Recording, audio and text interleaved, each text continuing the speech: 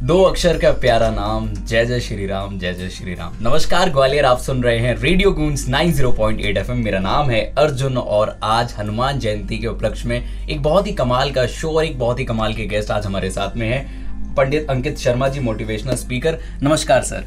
नमस्कार सर, कैसे हैं आप? मैं अच्छा हूँ सर। मैं हमारी जो ग्वालियर के लिसनर्स अभी हमें सुन रहे हैं, जस्ट आपके बारे में हम थोड़ा सा जानना चाहेंगे। आप क्या करते हैं, कहाँ से हैं, और ये जो मोटिवेशनल स्पीकर की जो जर्नी है वो कैसी है? मेरा नाम पंडित अंकित शर्मा है और मैं सुंदरकांड पर संगीतमय कार्यक्रम करता हूँ, सुंदरकांड पर बोलता हूँ, सुंदरकांड पर लिखता हूँ। तो हनुमान जी की कृपा से मुझे ये कार्य करने को मिला है और मैं पिछले कई सालों से ये कार्य कर रहा हूँ। तो ऐसा नहीं कहूँगा कि एक आपने एक शब्द कहा मोटिवेशनल स्पीकर, तो मैं अपने आप को मोटिवेशनल स्पीकर नहीं मानता। मैं बस हनुमान जी के बताए कार्य को, श्री राम काज को आगे बढ़ा रहा हूँ। और उसमें सबसे अच्छी बात है कि उसको सुनकर, उसको समझकर लोग अपने आप ही मोटिवेट हो जाते हैं, क्योंकि राम का नाम ही इतना सकारात्मक है कि उससे मोटिवेट हुए बिना कोई रह ही नहीं सकता। बिल्कुल। मैं जानना चाहूँगा कि जो भी हमारे लिसनर्स अभी हमें सुन रहे हैं, जब भी हम रामायण की बात करते हैं, महाभारत की बात करते हैं या किसी भी ग्रंथ की बात करते हैं, तो उनमें से कुछ ना कुछ ऐसे लोग होते हैं, या उन्हें कैरेक्टर भी कह सकते हैं, क्योंकि आज जो हमारे लिसनर्स अभी सुन रहे होंगे तो यूथ भी होंगे, तो वो हर चीज़ को एज अ मूवी के तौर पे देखते हैं, किसी सीरियल के तौर पे देखते हैं। तो उसमें कोई ना कोई एक ऐसा कैरेक्टर होता है जो उस पूरी फिल्म का हीरो होता है। और ऐसी अगर रामायण की बात करी जाए तो राम जी के बाद में अगर किसी का सबसे ज़्यादा नाम लिया जाता है, सबसे ज़्यादा सुमिरन किया जाता है, वो है हमारे पवन पुत्र हनुमान जी। तो मैं जानना चाहता हूं, जो हमारे हनुमान जी हैं वो आपकी जिंदगी में क्या रोल प्ले करते हैं, और साथ ही कैसे लोग उनसे और ज्यादा करीब आ सकते हैं, कैसे उनकी कृपा पा सकते हैं? हनुमान जी का मेरे जीवन में बचपन से प्रभाव है, क्योंकि मैंने उन्हें अपने गुरु की तरह माना है। मैं हनुमान जी को अपना गुरु मानता हूँ। और आपने जो पूछा कि अन्य लोग उनसे क्या सीख सकते हैं, तो मैं इसके लिए सुंदरकांड पर बोलता हूँ कि आपको अगर हनुमान को जानना है, जैसे हम पूछें कि साहब कोई व्यक्ति है, उनका पता कहाँ है, तो हम उनका घर बताएंगे कि भाई वो वहाँ चले जाएं, वहाँ मिल जाएंगे। जी। तो अगर हमसे पूछा जाए कि भैया हनुमान जी का घर कहाँ है, कहाँ रहते हैं हनुमान जी, तो हनुमान जी मिलेंगे आपको सुंदरकांड में। तो उसके लिए आपको सुंदरकांड को पढ़ना पड़ेगा, समझना पड़ेगा, तो आपका हनुमान जी से सीधा कांटेक्ट बनेगा। तब आप सीख पाएंगे कि हमें हनुमान जी से क्या समझना चाहिए, क्या सीखना चाहिए। जी। सुंदरकांड में वैसे तो सारी चौपाइयाँ मंत्र हैं। सुंदरकांड में, जैसे सुंदरकांड में आपको थोड़ा सा जानकारी दूं कि रामचरितमानस की हम बात कर रहे हैं, क्योंकि हमारे यहाँ रामायण तो वाल्मीकि जी ने लिखी, वो संस्कृत में, तो उसमें श्लोक है। रामचरितमानस में चौपाइयाँ हैं जो अवधी भाषा में लिखी गई है। तो बाबा तुलसी ने करीब 526 चौपाइयाँ सुंदरकांड में लिखी और 60 दोहे सुंदरकांड में। इनमें से आप चाहते हैं कि मैं आपको एक कोई चौपाई बताऊं, एक कोई चौपाई, तो एक चौपाई है मेरे अनुसार कि जो सुंदरकांड की सबसे सुंदर चौपाई है।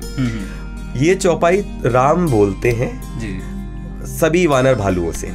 विभीषण का आगमन होता है, तो राम जी से पूछा कि आप ये बता दीजिए कि आपने कहा कि विभीषण को अंदर ले आओ, रावण का भाई है, ना जाने किस भाव से आया है, भेद लेने आया है, ना जाने किस मंशा से आया, और आपने कह दिया अंदर ले आओ। तो पहले आप हमें ये बता दो कि किसको अंदर लाना है, किसको नहीं लाना है, तो हमें पता रहेगा कि भाई ये आपके योग्य है, ये आपके योग्य नहीं है। यानी कि आपको कैसे लोग पसंद हैं, आप बता दो। तो वहां राम कहते हैं, निर्मल मन जन सो मोहि पावा, मोहि कपट छल छिद्र ना भावा। मुझे वो व्यक्ति पसंद है जो निर्मल मन का हो, अर्थात जो जैसा अंदर से है वैसा बाहर से है। तो सुंदरकांड की सबसे सुंदर चौपाई ये है, निर्मल मन जन सो मोहि पावा। इसका अर्थ है कि यदि हम लाख सुंदरकांड पढ़ें, लाख हवन करें, लाख यज्ञ करें, खूब कर्मकांड करें, यदि मन पवित्र नहीं हो रहा है तो फिर थोड़ा सा मुश्किल है राम को पाना। कबीरदास जी लिखते हैं कि कबीरा मन निर्मल भया, जैसे गंगा नीर, पाछे पाछे हरि फिरे, कहत कबीर कबीर। कि जैसे ही मन पवित्र हुआ वैसे ईश्वर आपके पीछे पीछे घूम रहा है। तो ये सुंदरकांड की सबसे सुंदर चौपाई है। इसको व्यक्ति को अपने जीवन में धारण कर लेना चाहिए कि हम बाकी सारी चीजें करें, अच्छी बात है, लेकिन साथ में अपने मन को भी देखते रहें। इसीलिए गोस्वामी जी लिखते हैं कि श्री गुरु चरण सरोज रज, निज मन मुकुर सुधार। कि पहले मन की बात आई है, मन को साफ करना है, फिर उसके बाद हमें आगे बढ़ना है। तो जब मन साफ हो जाएगा, निर्मल हो जाएगा, तो ईश्वर आपके साथ में ही है। बिल्कुल। और मन को साफ करने के लिए हमें ज़रूरत है हमारे जो ग्रंथ हैं, हमारे जो उपनिषद हैं, रामायण महाभारत, और भगवत गीता। तो इन सारी चीज़ों को पढ़ते रहना चाहिए और आपको कहीं ना कहीं कुछ ना कुछ ऐसा मिल जाएगा जो आपकी लाइफ को चेंज करेगा। सर, एक चीज़ आजकल हम देख रहे हैं एज अ मोटिवेशनल स्पीकर, जैसे आप भी कई सारे लोगों से मिलते होंगे, आजकल होता है यूथ को बहुत सारी समस्याओं ने घेर रखा है, या ये कहें कि यूथ ने ही अपनी लाइफ में वो समस्याएं बना दी हैं कि उन्हें खुद नहीं पता कि कहाँ जाना है, क्या करना है, और वो प्रॉब्लम से घिर चुके हैं। और आखिर में जाकर के कुछ मार्केट में ऐसे मुंह बोले मोटिवेशनल स्पीकर हमें मिल जाते हैं जिनके पास आप जाइए, उनसे बात करिए और आपको चंद मिनटों में ऐसे लगेगा कि हम तो बस वो भाप का वो बड़ा सा गुब्बारा बन चुके हैं जो जस्ट हवा के ऊपर उड़ता चला जाएगा, और कुछ घंटों बाद जैसे ही हवा खत्म उसके बाद धीरे से धरती में आकर के लड़ जाएगा और लगेगा कि सब कुछ खत्म हो गया दोबारा। तो आप ऐसे यूथ से क्या कहना चाहते हैं और कैसे वो अपने आप को मोटिवेट कर सकते हैं और कैसे उनकी लाइफ में हैप्पीनेस आ सकती है? देखिए, हमेशा से मैं मानता रहा हूँ कि हमें उस रास्ते पर चलना चाहिए जिस रास्ते से हमारे महापुरुष होकर गए हैं जी। जो रास्ता हमें राम ने बताया है हम उस पर चलेंगे तो जीवन में कभी डिप्रेशन नहीं होगा। महाभारत में एक श्लोक है कि महाजनो येन गथासु पंथा, जिस रास्ते से होकर महापुरुष गुजरे उस रास्ते पर चलो। तो आपने पूछा कि ऐसा क्या करें कि डिप्रेशन ना हो या यूथ को क्या करना चाहिए। उनको सुंदरकांड पढ़ना चाहिए। आप रामचरितमानस में देखें कि सुंदरकांड से पहले किष्किंधा कांड है, वहां सबको टेंशन है। राम जी को चिंता है कि सीता मिलेंगी कि नहीं मिलेंगी, सुग्रीव को चिंता ये है कि मैंने वचन तो दे दिया है, मैंने वचन पूरा होगा कि नहीं होगा सीता जी को ढूंढने का। वानर भालुओं को ये चिंता है कि सुग्रीव ने कहा है कि 1 महीने में सीता का पता लगा लो वरना मैं तुम्हें मृत्युदंड दे दूंगा। उधर सीता जी को टेंशन है कि राम आएंगे कि नहीं आएंगे। उधर विभीषण को चिंता है कि मैं इतने दिन हो गए भक्ति करते करते रावण की सभा में रहते हुए यहाँ पर, और राम का कुछ पता नहीं प्रभु मुझ पर कृपा करेंगे कि नहीं करेंगे, मिलेंगे कि नहीं मिलेंगे। तो आप देखें कि सब लोग टेंशन में, सबको चिंता है, सबको डिप्रेशन है, लेकिन उन सभी की समस्या का जो समाधान हुआ वो सुंदरकांड में हुआ। और उन सभी की समस्या का जिसने समाधान किया वो एक ही व्यक्तित्व है, श्री हनुमान जी, जिन्होंने सारी समस्याओं का समाधान कर दिया। रामचरितमानस में समस्याओं का समाधान जहां होता है वो सुंदरकांड है जी। हम सब लोग आज कुछ भी कर रहे हैं, यदि आप बैठ के यहाँ मेरा इंटरव्यू ले रहे हैं और मैं यहाँ अगर कुछ बोल रहा हूँ, कुछ भी हो रहा है दुनिया में, हम कुछ भी कर रहे हैं, उसके पीछे एक ही कारण है कि हम अपने आप को खुश रखना चाहते हैं, हम शांति चाहते हैं। ठीक है, तो वो शांति कहाँ मिलेगी? वो शांति आपको सुंदरकांड से मिलेगी, वहां आपको जीवन मंत्र मिलेंगे। शांति कब मिलती है? शांति तब मिलती है जब हमारे मानसिक द्वंद्व समाप्त हो जाते हैं। जी जी। तो सभी लोगों के जो मानसिक द्वंद्व है वो कहाँ का समाप्त हो रहे हैं? सुंदरकांड में हो रहे हैं। जी जी। सुंदरकांड का पहला ही शब्द है शांतम शाश्वतम प्रमेय मनघम निर्वाण शांति प्रदम। जो शांति देने वाला है वो सुंदरकांड है। अब आप देखिए, अब ये मंत्र कौन से? मैंने आपको कहा कि सुंदरकांड की चौपाइयां मंत्र हैं और ये सारे मंत्र हनुमान जी के पास हैं। रावण की सभा में खड़े होकर हनुमान जी मंत्र कह रहे हैं, सब रावण को समझा रहे हैं, समझ में नहीं आ रहा, लेकिन एक व्यक्ति को समझ में आया। तुमरो मंत्र विभीषण माना लंकेश्वर भय सब जग जाना। उन्होंने समझ लिया कि यार ये व्यक्ति बिल्कुल ठीक कह रहा है, और उनके जाते उसने तुरंत रावण से पंगा लिया और वापस चलो भैया आप तो जाना ही पड़ेगा छोड़ छाड़ के। तो हनुमान जी के पास मंत्र है, सुंदरकांड की चौपाइयां मंत्र है, हमको उनको समझना पड़ेगा। हम सिर्फ गाने से काम नहीं चलेगा कि हम भाई आज सुंदरकांड हमको करना है, मंगलवार शनिवार को उठाई किताब 1 घंटे में सुंदरकांड आपने रट मारी, उससे समाधान नहीं होगा। इसीलिए हमारा जो मिशन है वो है सुंदरकांड साधना मिशन। आपको सुंदरकांड को साधना पड़ेगा, बार बार अभ्यास करिए, बार बार अभ्यास। कृष्ण भगवान अर्जुन से कहते हैं ना कि अभ्यासेन तु कौनता या वैराग्य चग्राहिते, कि भाई कैसे होगा? अभ्यास से होगा। तुरंत आप सुंदरकांड की किताब को उठा के हमें अभ्यास करना पड़ेगा। तो जब हम बार बार सुंदरकांड का मनन, चिंतन, अध्ययन और उसे आचरण में उतारेंगे, मैं कह रहा हूँ आपसे डिप्रेशन बहुत दूर भागेगा। क्या बात है। आप हनुमान जी से सीखिए कि आपको जीवन में भौतिक उन्नति कैसे करनी है और आध्यात्मिक उन्नति कैसे करनी है। हमारे गुरुजी कहा करते हैं कि जीवन में सफलता आज हर कोई चाहता है, लेकिन सफलता के 2 पैमाने होते हैं, सुख और शांति। सुख मिलेगा आपको भौतिक पुरुषार्थ करने से, मेहनत करने से। तो मेहनत किस रास्ते से की जाए? आज हर युवा कुछ ना कुछ कर रहा है, वो पढ़ाई कर रहा है या वो व्यापार कर रहा है, वो कुछ ना कुछ कर रहा है, लेकिन इन सबको करने के जो कुछ मूल सूत्र होते हैं वो सब में बराबर ही होते हैं, और वो सूत्र हनुमान जी के पास है। आप सुंदरकांड को अगर ठीक से पढ़ेंगे तो 1-1 चौपाई मंत्र है। तो हनुमान जी से आप पुरुषार्थ सीख लीजिए, और हनुमान जी से आप ये सीख लीजिए कि समर्पण किसे कहा जाता है। सफलता के 2 पैमाने होते हैं। सुख पुरुषार्थ से मिल जाता है, लेकिन शांति बाजार में नहीं मिलती, उसे खरीदा नहीं जा सकता, वो समर्पण से मिलती है। बिल्कुल। तो मेरा ऐसा बस इतना कहना है कि आप सुंदरकांड को पढ़िए, समझिए, कोई डिप्रेशन नहीं रहेगा, पर पढ़ना पड़ेगा। बाबा तुलसी लिखते हैं किष्किंधा कांड में कि जो सुनत गावत कहत समझत परम पद नर पावई। सिर्फ सुनने से काम नहीं चलेगा, उसको समझना पड़ेगा, चिंतन करना पड़ेगा, जीवन में उतारना पड़ेगा। जब सुंदरकांड खोलते हैं तो ये समझ में नहीं आता कि इसका अर्थ क्या होना चाहिए। बिल्कुल सही बात है। इसी भाव को रखते हुए, इस दृष्टिकोण को रखते हुए मैंने ये पुस्तक लिखी है। मैं सुंदरकांड पर व्याख्यान तो कर ही रहा हूँ, सुंदरकांड पर संगीत में कार्यक्रम कर रहा हूँ, कथाएं कर रहा हूँ, लेकिन उस पर मैंने लेखन भी किया कि जो सुन सकता है उस तक मेरी बात पहुंचे, और जो पढ़ना चाहता है तो वो पढ़े। इस पुस्तक के अंदर मैंने 40 चैप्टर लिखे हैं। ये अभी एक भाग है इस पुस्तक का। जी जी। 40 चैप्टर हैं, और मुझे लगता है कि ये 40 चैप्टर नहीं है, ये 40 समस्याओं के 40 समाधान है। सिर्फ इतना सा ही अगर हम काम कर लें, इसको समझ लें, तो जीवन में बहुत बड़ी क्रांति आ सकती है, जीवन में शांति आ सकती है। क्योंकि मैं आपको बताऊं, आज मुद्दा सुख का नहीं है। आज सबके पास सब साधन सुलभ है, सब सुलभ है। आदमी आज भूख से नहीं मर रहा, आदमी आज दिमागी भूख से मर रहा है। उसे शांति चाहिए, और शांति सुंदरकांड से मिलेगी। तो ये जो पुस्तक है, इसको अगर कोई व्यक्ति लेना चाहे तो वो प्राप्त कर सकता है, या मेरे YouTube चैनल पर भी आप मेरे बहुत सारे वीडियोस वहाँ पढ़ें, वहाँ से भी लोग सुन सकते हैं, उसको समझ सकते हैं सुंदरकांड को, या मुझसे संपर्क करके किताब ले सकते हैं। अमेजोन पर उपलब्ध है, फ्लिपकार्ट पर उपलब्ध है। तो इस किताब को पढ़ेंगे तो सुंदरकांड 100% समझ में आएगा। तो देखो यार, अब क्योंकि अपन लोग ठहरे बिल्कुल यूथ वाले, वो बाहर घूमने वाले, कॉफ़ी वॉफ़ी पीने वाले, बट जब भी बात आती है रिलीजन की तो हम लोग का सेंटिमेंट्स हर्ट हो जाते हैं। हमें लगता है कि यार अब तो भाई अपने बारे में सोचना, अपने धर्म के बारे में बात करनी है। तो ये सारी चीज़ें तो होगी सेकेंडरी चीज़, पर अब लाइफ में आगे बढ़ना है, हमें मोटिवेट होना है। तो आपको बता दिया गया कि आपको सुंदरकांड पढ़ना चाहिए और आपकी सब समस्याओं का समाधान मिल जाएगा।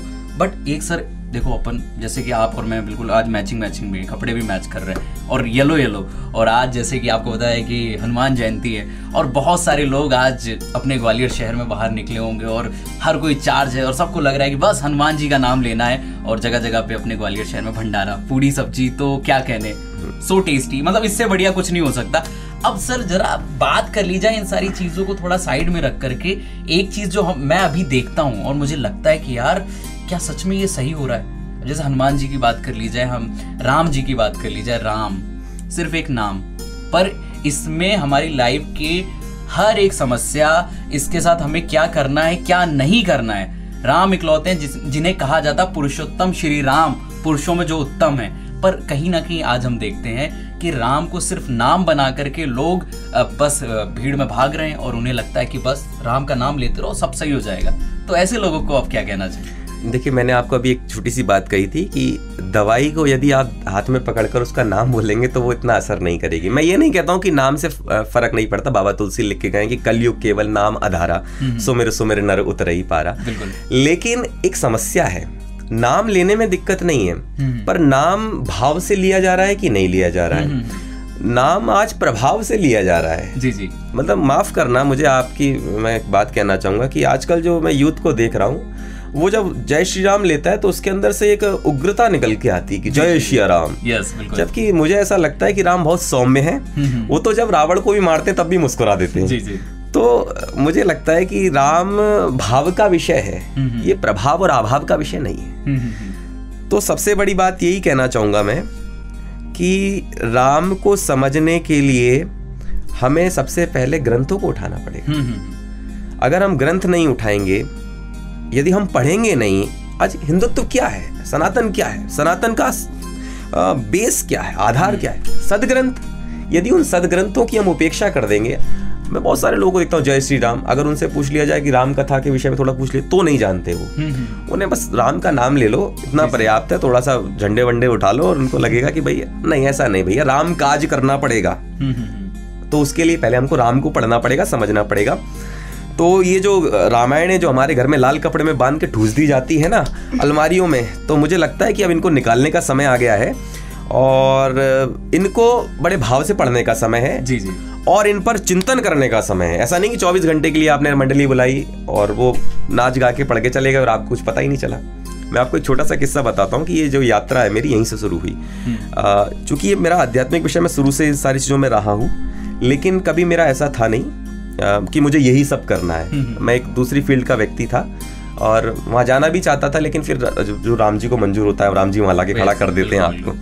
तो एक जगह मैं रामायण में पहुँचा, 2018 की आपको बात बता रहा हूँ। तो रामायण में से बुलाते हैं कि भाई आप आ जाइएगा, रामायण रखी हमने अपने घर में, मंडली पाठ कर रही थी। तो हम पहुँचे, देखा तो साहब वहाँ देखा तो लोग नाच रहे थे, मंडली नाच, चौपाइयाँ गा रही। तो अच्छा लगा कि रामचरितमानस की चौपाइयों पे लोग नाच रहे हैं। लेकिन थोड़ा और मैंने गौर से सुना तो मैं हैरान हो गया, क्योंकि उस जो मंडली गा रही थी वो प्रसंग चल रहा था कि राजा दशरथ जी मर गए, उनकी लाश सामने पड़ी हुई, रानियां रो रही हैं और लोग नाच रहे हैं। अब मैं हैरान हो गया ये देखकर कि मतलब लोग कितने मूर्ख हैं कि इनको ये भी नहीं पता है कि क्या कहाँ पे आपको क्या चीज करनी है। सिर्फ रिदम से मतलब है कि जितनी तेज रिदम बज रही है आप उस पर नाच रहे हैं, उछल कूद कर रहे हैं। तो मुझे लगा कि यार नहीं, ऐसा कुछ होना चाहिए। और इसमें से सबसे बड़ी दुर्गति है वो सुंदरकांड की है। सुंदरकांड नहीं, आज भजन संध्या हो गई है। तो मुझे लगता है इसीलिए मैं सुंदरकांड पर काम करने के लिए उतरा। 2018 से मैंने संकल्प किया कि नहीं यार मुझे सुंदरकांड पर ही काम करना है।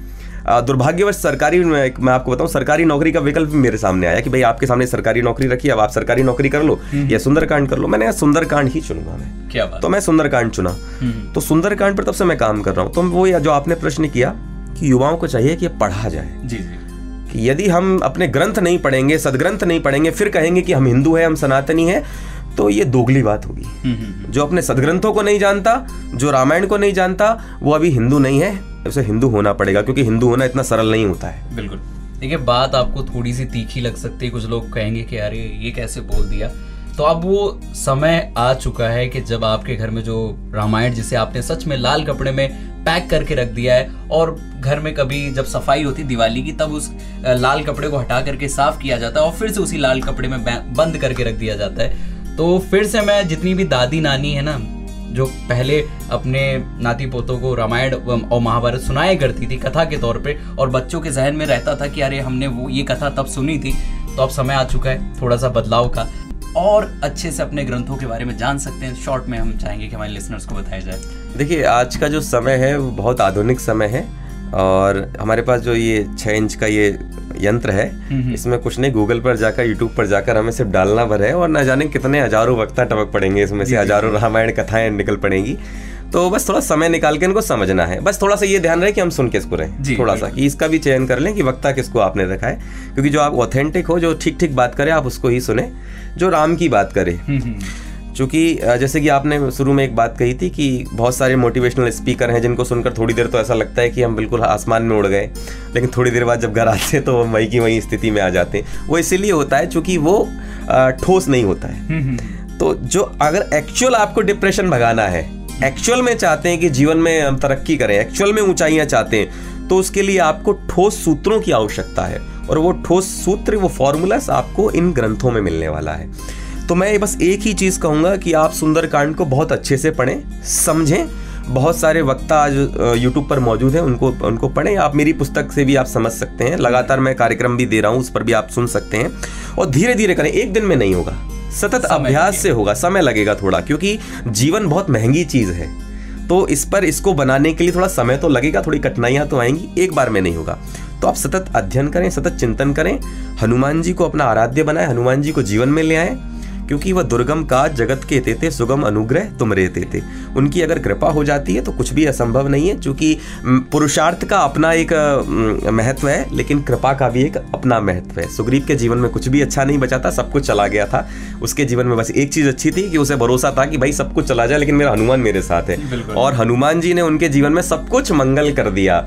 तुम उपकार सुग्रीव वहीं कीना, राम मिलाए राजपद दीना। हमारे हनुमान जी की एक खासियत है कि ऐसा नहीं है कि आपकी आध्यात्मिक उन्नति करते नहीं, आपकी भौतिक उन्नति भी करते हैं। हनुमान जी जानते हैं कि जीवन में सुख और शांति दोनों जरूरी है। सुख के लिए आपको समृद्धि दे देंगे, शांति के लिए राम दे देंगे आपको। बिल्कुल। तो आप हनुमान जी से जुड़िए, हनुमान जी की आराधना कीजिए, उनको समझिए। मैं निश्चित तौर पर ये हनुमान जयंती आपके लिए मंगलमय होगी, क्योंकि हनुमान जी हमारे मंगल भवन अमंगलहारी, मंगल करने वाले, अमंगल को हरने वाले हैं। तो आप सदग्रंथों को पढ़िए, हनुमान जी का सहारा लीजिए, निश्चित तौर पर आपके जीवन में सब कुछ मंगल होगा।